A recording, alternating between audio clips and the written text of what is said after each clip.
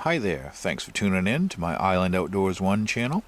Today we're going to take a look at this Old Hickory Tru-Edge 7-inch butcher knife from Ontario Knife Company.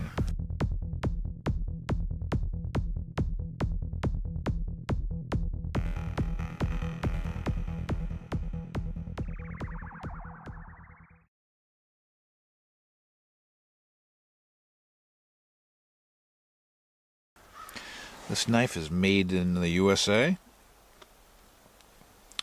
and it's made for the kitchen, but it's also used for bushcrafting. A lot of people like this knife. It is an entry-level bushcraft knife. The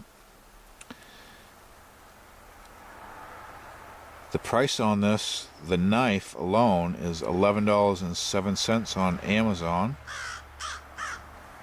And then the sheath that I found recommended for this knife is made for a K-bar fighting knife, and it's a 7-inch leather brown sheath, and you can find that for $10.92 on Amazon Prime. And it makes a good combo that fits very well together. Has snaps on the handle to retain your knife. Just a good pairing right there, and good quality on the knife sheath.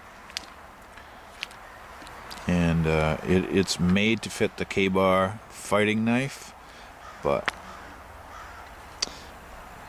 coincidentally it fits this 7-inch Old Hickory butcher knife perfectly. Okay, introduced in 1924. This knife has been around a long time. It's got a hardwood handle. It's got brass compression rivets, 1095 carbon steel with a flat bevel grind. And it is arguably the best carbon steel kitchen cutlery sold today. And it's also full tang construction. And the overall length of this knife is 11 3/4 inches, and it has a Rockwell hardness of 53 to 58 HRC. The weight of this knife with the sheath is 9.5 ounces or 269 grams. The weight of the knife without the sheath is 5.4 ounces or 151 grams. The handle length is 4 5/8 inches. Okay, can I get you a close-up here of the logo? Tru-Edge, Ontario Knife Company, made in U.S.A. You can see these have a nice waffle-like pattern on it. And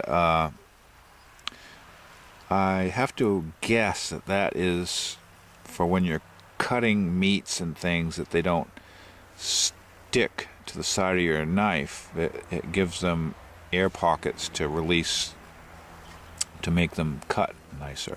And that is just my guess. I don't know that for a fact. Yeah, on the handle you can see it says Old Hickory, registered trademark.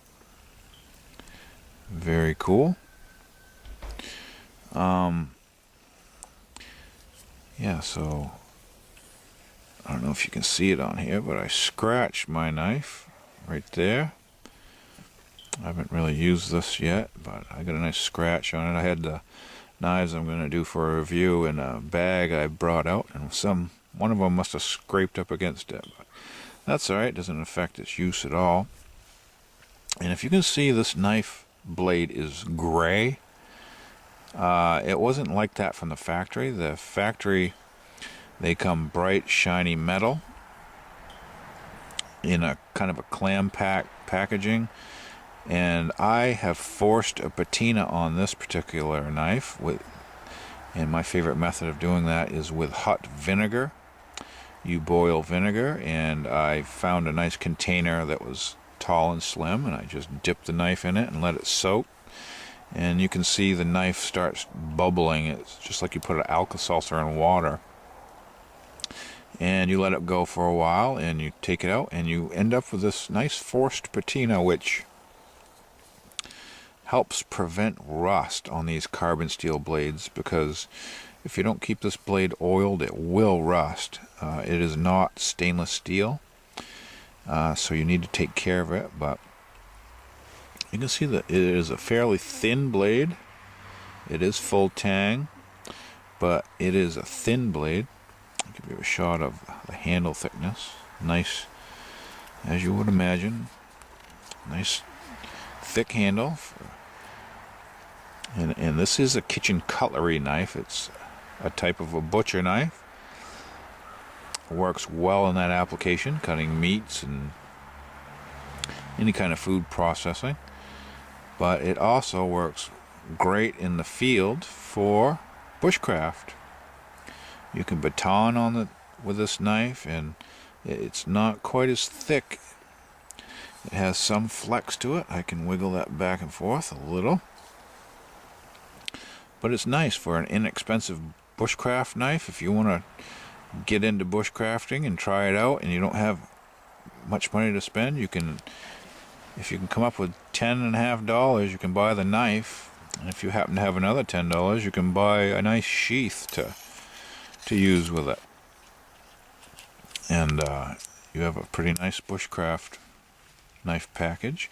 And if you don't like it for bushcrafting, you can always keep it in your kitchen and use it as a butcher knife. So very nice combination, very popular, very historic knife.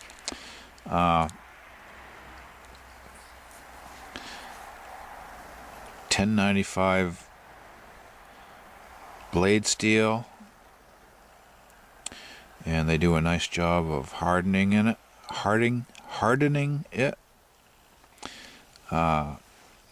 Very popular knife, and I'm glad it's in my collection. And I actually, like I said, I forced a patina on the blade, and I also sanded my handle down from when I first got it, and I soaked mine in boiled linseed oil,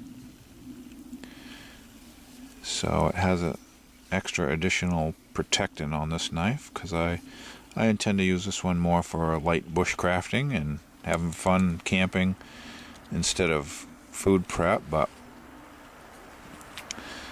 yeah, so can't go wrong. I also, the sheath came just a plain sheath. I use Snow Seal is the waterproofing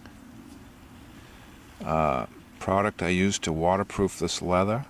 You heat the leather up and you rub it on, and it's a type of wax, I believe, soaks it right in and makes a nice waterproof finish, or as waterproof as leather can be finish for the sheath. And what a nice package. So with this sheath, you can throw this knife in your pack or your bag and not worry about having a sharp edge floating around. But I highly recommend the old Ontario knife, Old Hickory 7-inch butcher knife. I thank you for watching, and tune in next week. I'll show you this trusty old favorite, a Leatherman tool.